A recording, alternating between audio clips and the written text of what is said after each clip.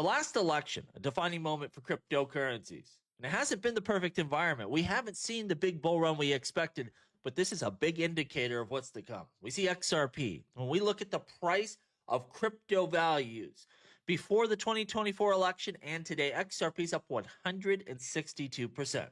Bitcoin, it's up 20%. Ethereum's down 3%. Solana is down 40%. Now, there's a lot of reasons for this. Of course, Bitcoin had a lot of early push due to that ETF approval. Ethereum held up better during the last bear market than other assets. And Solana, it had an early run. So you can't take that away. But this is still an indicator that XRP in this new environment, where we will see real adoption and usage of these cryptocurrency networks, it's going to be one of the biggest benefactors. And I think this type of domination is going to continue.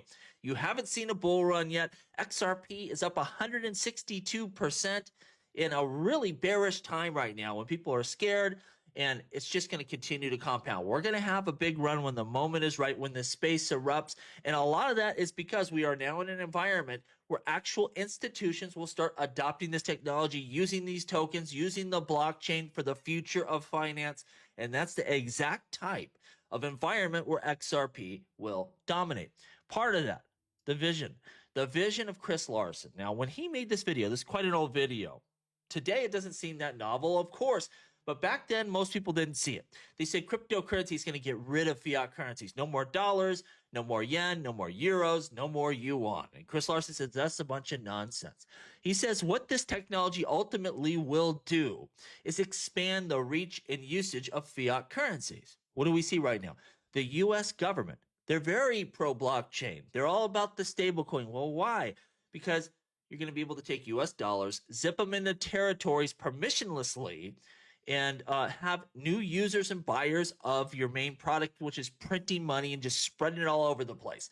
They love blockchain for that reason. And, technology like the XRP ledger is going to be used for exactly that purpose, to take a stable coin, whether it's an RLUSD, a Circle coin, a Tether coin, whatever, and you're going to zip them all over the world, and you're going to have more dollars than ever in all sorts of territories where you don't have to ask permission.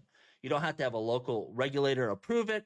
People have their digital wallets. They can use dollars. The U.S. government loves this idea. Chris Larsen was ultimately right. So when we look as we, transition into the future of finance, you have a technology centered around the vision of this guy that saw it before anyone else does, who is primed to get a lot of that activity, to get a lot of that adoption. You best believe the blockchain, that was the first blockchain to have stable coins, to have tokenized assets. XRP Ledger is the OG in these areas, which are going to be the fastest growing within crypto. No, make no mistake. Ethereum is the leader there. We have a lot of utility, a lot of reasons why people will want to use the XRP Ledger for exactly this purpose. The number one purpose right now, you saw they already passed stablecoin legislation without even a second thought. They need this. They want it. It will happen. And hopefully we see clarity here soon. We're going to discuss it actually right here in this story. Fox News says this is the final chance for clarity to get passed. They're sounding the alarm. These next 2 weeks are critical because Congress's schedule gets tight after this. This has to get done. If we fail to get this deal done, a lot of people say it probably doesn't happen till 2030 for a second chance at this.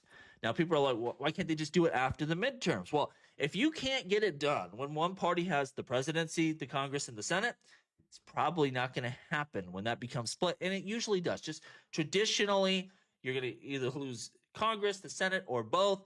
You're not going to probably have all three. And when you have this type of split, it's going to be very difficult to get anything across the finish line like this. They have to make this happen now for the cryptocurrency industry because, again, they're not going to go all in until they know this is legal, it's in stone, it is for the long term. Get the sucker across the finish line. I think they will, though, because everyone involved, they understand what's at stake here, and it has to happen. We'll see it play out here. Now, actor Ben McKenzie, he just made an anti-crypto movie. Now, what makes him such an expert? Well, he said in college he did take some economics classes, and he studied crypto, and he wants to protect investors from the evils of blockchain. He's said there is no purpose of this technology. It has no value to the world, and it's just a major grift. Now, of course, there's a lot in this industry that's about scamming and scheming and stealing. We understand that.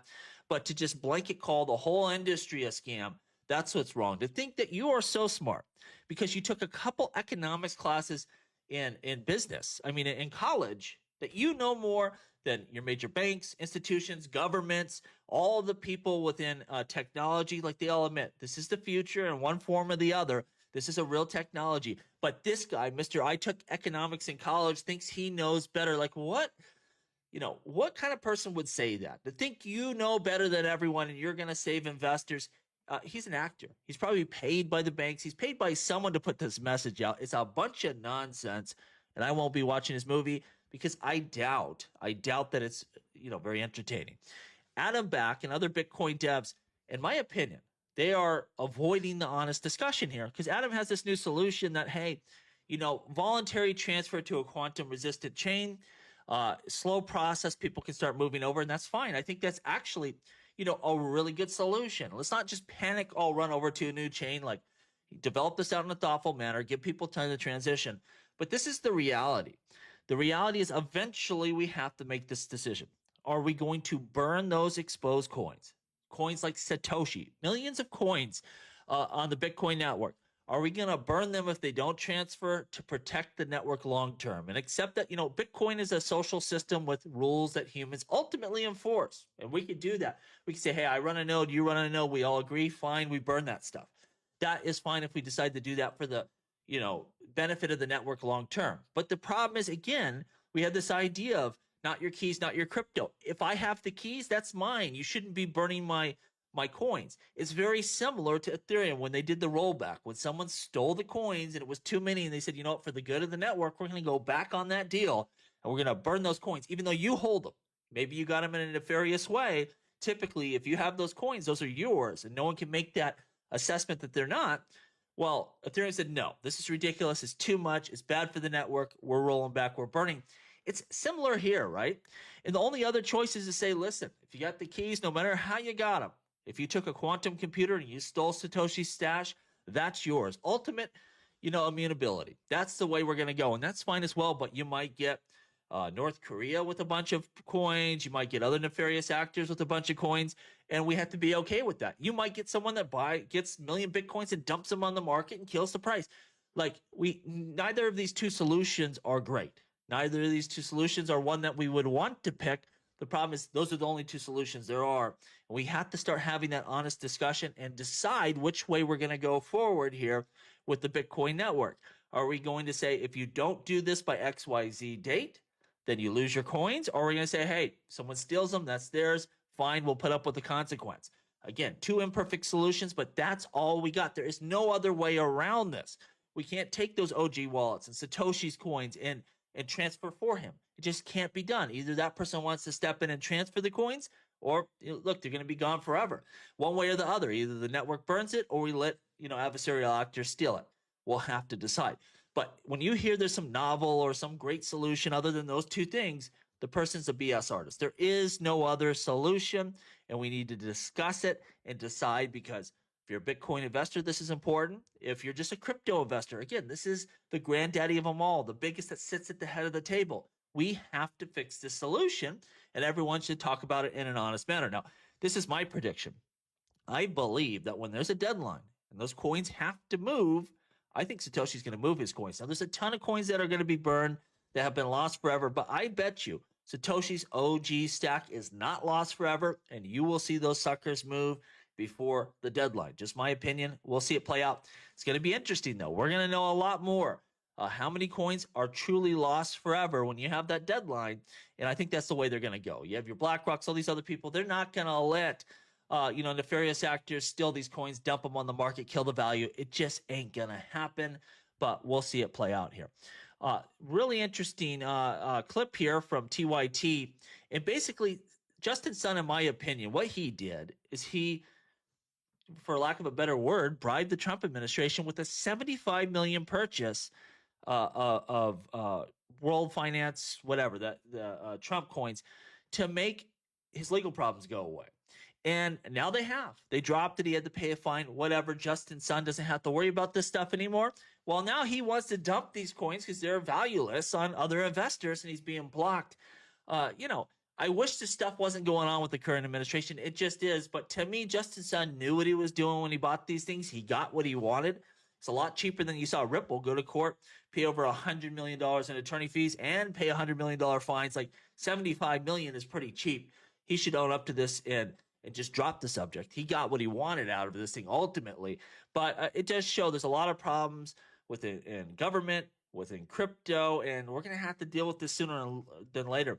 And we want to get crypto legislation across the finish line, because if you don't think Elizabeth Warren is going to bring these types of deals up when the laws are being written in 2030, you're crazy. There's going to be hell to pay. There will be hell to pay for this industry, whether fair or not, if they don't get crypto legislation done. Let me know what you think.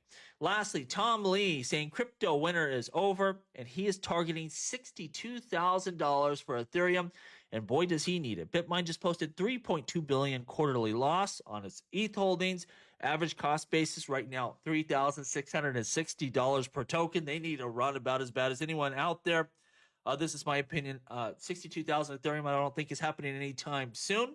Not going to say it's impossible. I just don't see it. But, you know, that's Tom's job here. He goes out on TV, says some bullish stuff. I like it. I like to hear bullish stuff about cryptocurrencies.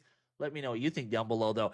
Are we going to see a $62,000 ETH anytime soon? Tom Lee supposedly thinks so. What do you think? As always, please like, please subscribe. The revolution will be televised right here on Jungle Link.